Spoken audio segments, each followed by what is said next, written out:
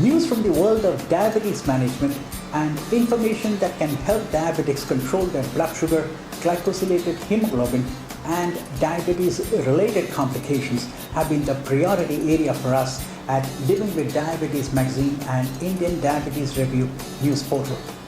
Our constituents include diabetics, their caregivers, healthcare professionals, and even government policymakers. Most of our news portal visitors, magazine readers, and YouTube channel viewers seek the latest information on diabetes either for themselves or for their near and dear ones.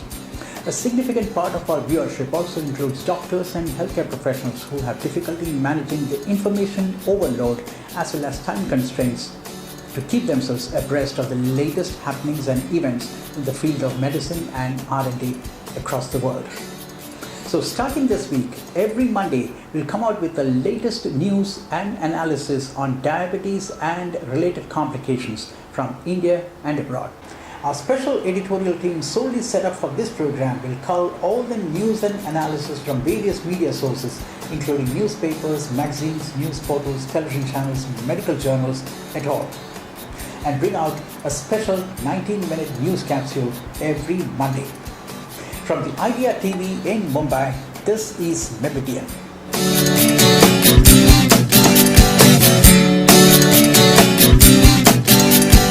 To start with this week, a new finding that could lead to untried ways to control obesity has come to light where drugs or treatments control appetite more effectively than dieting. The researchers from Johns Hopkins University School of Medicine believe that sugar levels in the bloodstream are involved in triggering when the switch is turned on during a meal so that people begin to feel full, but when the switch fails, it leads to overeating and obesity. The findings, which could provide further scientific evidence to support George Osborne's new sugar tax, are part of a wider body of research into the nature of appetite control and how hormones and brain activity are both involved in determining hunger, craving, and overeating. Known to function inside a chemical pathway generally controlled by metabolic hormones and nutrients, especially insulin, the OGT enzyme is a relatively new scientific discovery. Aside from the fact that the pathway has long been linked to obesity, the researchers didn't really know much about the pathway or about OGT's specific role. After performing the study on mice, the team determined that OGT is a very important switch in a sort of feedback loop that detects food signals like metabolic hormones, and then it has some nerve cells shut off the desire to eat. The next story that we are following has hit headlines. The number of adults with diabetes has quadrupled worldwide within 4 decades to 422 million, and the condition is fast becoming a major problem in poorer countries, a World Health Organization study showed on Wednesday. In one of the largest studies to date of diabetes trends, the researchers said aging population and rising levels of obesity across the world mean diabetes is becoming a defining issue for global public health. Type 2 diabetes is a long-term condition characterized by insulin resistance. Patients can manage the diabetes with medication and diet, but the disease is often lifelong and a major cause of blindness, kidney failure, heart attacks, stroke, and lower limb amputation. Published in the Lancet journal ahead of the United Nations World Health Day earlier this month, the study used data from 4.4 million adults in different world regions to estimate age-adjusted diabetes prevalence for 200 countries. It found that between 1980 and 2014, diabetes has become more common among men than women, and rates of diabetes rose significantly in many low and middle income countries, including China, India, Indonesia, Pakistan, Egypt, and Mexico. We have found that gestational diabetes is a sought-after subject amongst our channel viewers, and so let's focus on diabetes during pregnancy. While some women have no trouble conceiving, some take months and even years to get pregnant. And while pregnancy is a happy time for most women, it also brings along a host of changes in your body. Here are some effective tips to have a safe and healthy pregnancy. It is important to start taking prenatal vitamins as soon as you discover you are expecting. Your doctor will prescribe some to you, so make sure that you take them diligently. Nutrients such as folic acid, iron, vitamin, and calcium are important for a developing fetus, so make sure you don't skip on your meds. While it is natural to gain weight when you're pregnant, it's important to exercise or stay physically active. Not only will exercising avoid you from putting on the extra kilo, it will also increase blood circulation and improve your mood. Check with your gynecologist about which exercises you can do. Brisk walking, prenatal yoga, and swimming are your best bet. Pay attention to your diet. Pregnancy is a time when the things you loved eating might no longer appeal to you, and vice versa. Make sure you eat a well-balanced and nutritious diet and don't let go just because you are eating for two. Avoid roadside food and make sure you drink only purified water, or you might end up with a nasty stomach infection or worse. This story is from Business Standard. A Paleolithic type diet may help obese postmenopausal women lose weight and reduce their future risk of diabetes and cardiovascular disease, a new study has claimed. But what is Paleolithic type diet? It's a diet based on lean meat, fish, eggs, vegetables, fruits, nuts, and berries with rapeseed, olive oils, and avocado as additional fat sources. Eating a Paleolithic type diet without calorie restrictions significantly improved the fatty acid profile associated with insulin sensitivity, and it reduced abdominal adiposity and body weight in obese postmenopausal women, according to Caroline Blomqvist from Umeå University in Sweden. She added, for good measure, a Paleolithic type diet high in polyunsaturated fatty acids may have long-term beneficial effects on obesity-related disorders, including reduced risk of diabetes and cardiovascular disease. No matter how healthy you eat, there are times when you are susceptible to bloating. While it is considered normal to feel bloated now and then, if it happens regularly, you need to figure out which foods you should avoid eating and the ones you should definitely include in your diet to beat that bloat. Here are some foods that banish the bloat. Rich in potassium and fiber, bananas are known to help avoid water retention and keep the digestive tract running smoothly. Green leafy vegetables like lettuce and spinach are in just low in calories but also packed with nutrients. Their fibers content is excellent for your stomach. Avocados contain generous doses of monounsaturated fat that will keep you full without causing any bloating. While it isn't a good idea to consume white bread regularly, whole grain bread, on the other hand, will keep your blood sugar levels in check thanks to its fiber content. Not only do lentils have fiber, but they also contain carbohydrates and proteins that work together to ensure that you don't feel bloated. Let's turn our attention to diabetes-related complications. A team of researchers has identified a candidate biomarker of accelerated onset diabetic retinopathy, bringing new therapies closer to reality. The researchers have shown an association between a defective myogenic response, the regulatory increase or decrease in blood pressure to keep blood flow within the vessels of the retina constant, and early accelerated development of retinopathy in patients with type 1 diabetes. These findings identify one mechanism to explain why some patients develop diabetic retinopathy sooner than others. Furthermore, the findings provide a target for future study, which may lead to therapies to delay or prevent the development of accelerated onset diabetic retinopathy. Our immune system protects us from various diseases.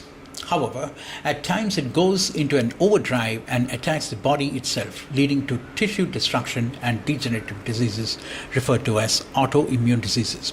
Autoimmune disorders include multiple sclerosis, sarcoidosis, type 1 diabetes mellitus, lupus, rheumatoid arthritis, scleroderma, Graves' disease, chronic thyroiditis, celiac disease, Crohn's disease, etc.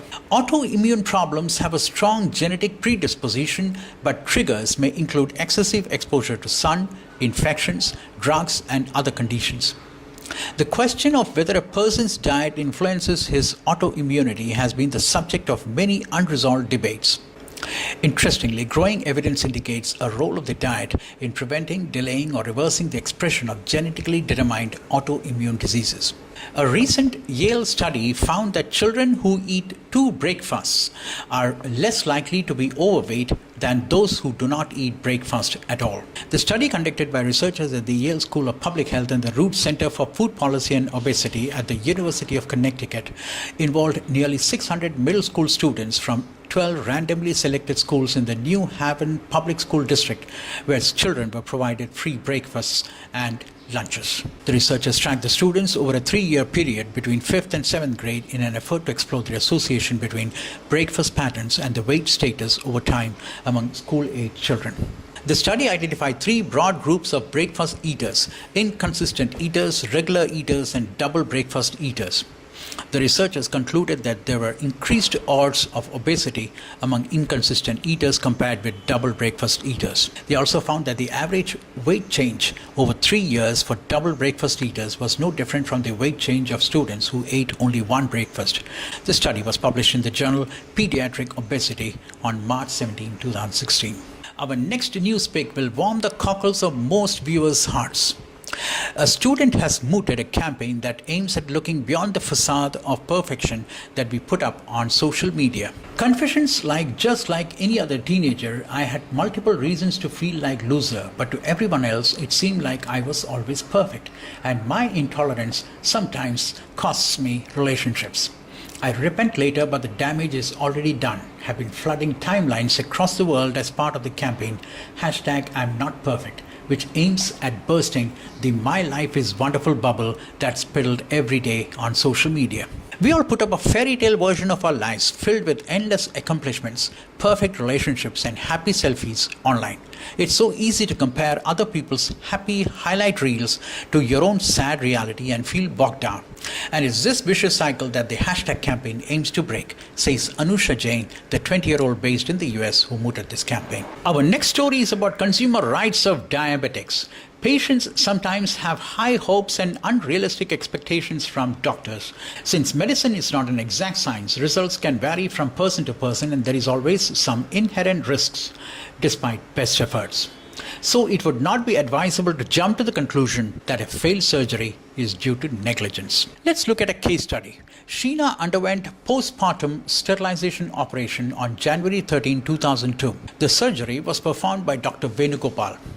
But later she became pregnant. Alleging medical negligence, Sheena filed a complaint against the doctor and the hospital, claiming compensation of rupees 5 lakhs. The district forum allowed the complaint and awarded rupees 1 lakh as compensation and cost of rupees 1,000. Dr. Venugopal questioned this order before the Kerala State Commission, which dismissed his appeal. He then approached the National Commission. Dr. Venugopal claimed that the tubectomy surgery was performed adopting Promeroy's technique of sterilization, which is a standard and accepted method. While tubectomy of the left side fallopian tube was successfully performed, the right one could not be operated upon despite prolonged efforts, as it could not be identified due to dense adhesion. The National Commission observed that ovariectomy has been performed on the right side in 1998. While performing the tubectomy in 2002, it was found that the right fallopian tube could not be identified due to dense adhesion, which are known to occur after a previous surgery. Hence, the inability to perform tubectomy on the right fallopian tube could not be considered as an act of negligence. Also, Sheena had failed to follow the doctor's advice to undergo a HSG after 3 months, and even her husband ignored the suggestion to do vasectomy. The commission accordingly allowed the revision, set aside the orders of the district forum and the state commission, and dismissed the complaint. Children growing up in the richest areas of Britain can expect to live a full, active life for as much as 20 years longer than their counterparts in the poorest neighborhoods, an official analysis shows. A generation of young people living in the most deprived areas are likely to see their health effectively broken 15 years before they can even reach pension age, it warns. Those from more well-off backgrounds are forecast not only to live longer overall, but also enjoy good health for a much longer proportion of their lives. Although it has been long recognized that there is a gap between rich and poor in terms of life expectancy, the divide is more than twice as wide when viewed through health expectations. According to the Office for National Statistics in the UK, men from the most deprived 10% of the population have an average life expectancy of just 73.4 years compared to 82.7 years on average for those in the least deprived 10%, which is a gap of more than 9 years.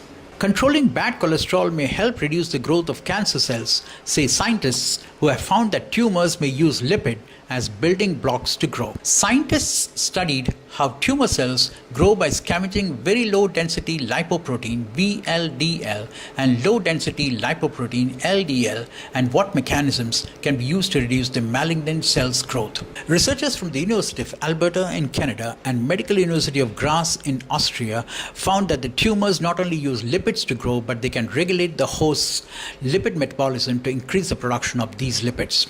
The bad cholesterol binds to the LDL receptors in the liver, which is the organ in charge of degrading it and excreting it from the organism as bile. Most of us who stay in cities and towns have a feeling that our changed lifestyles, enhanced physical activity like walking and gymnasium visits, have made us better than our rural folks. But in a recent report, it has been proved that people in the rural areas are healthier than many in the towns and cities for very many reasons.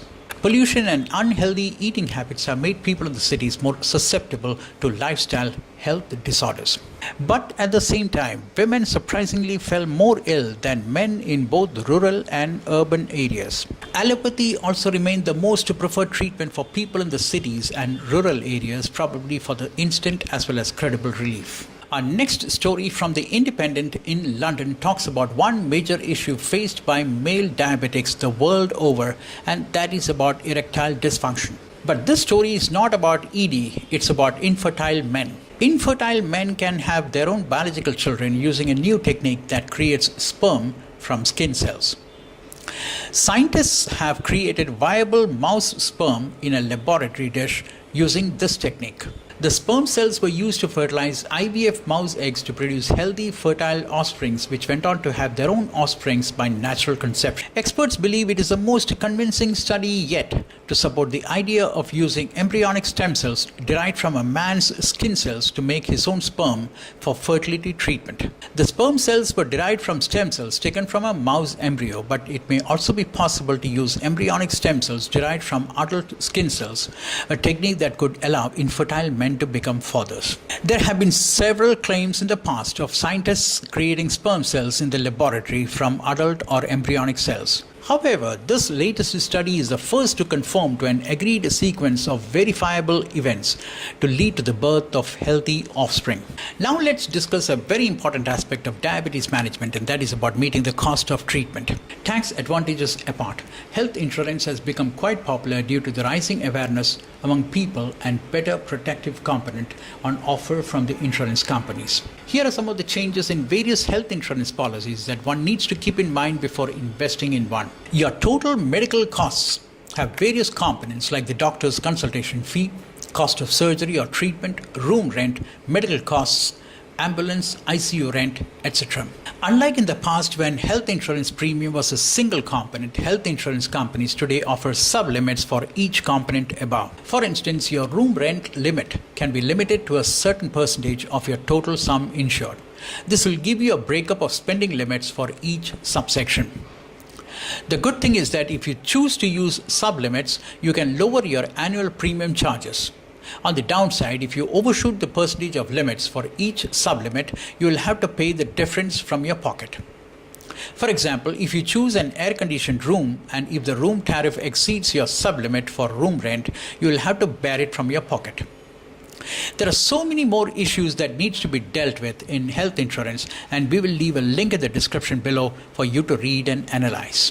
Our last story in this week's roundup of news is about the link between air pollution and diabetes. Exposure to air pollution for just a month or two may still be enough to increase the risk of developing diabetes, especially for obese people, a recent US study suggests. Researchers studied more than 1,000 Mexican Americans living in Southern California and found short-term exposure to contaminated air was linked to an increased risk of high cholesterol and impaired processing of blood sugar, which are risk factors for diabetes. Scientists aren't exactly sure how air pollution might lead to diabetes. It's possible that air pollution causes inflammation in the body, which triggers a chain reaction that makes it harder for people to process blood sugar, said senior study author Dr. Frank Gilliland, director of the Southern California Environmental Health Services Center and researcher at the Keck School of Medicine at the University of Southern California in Los Angeles.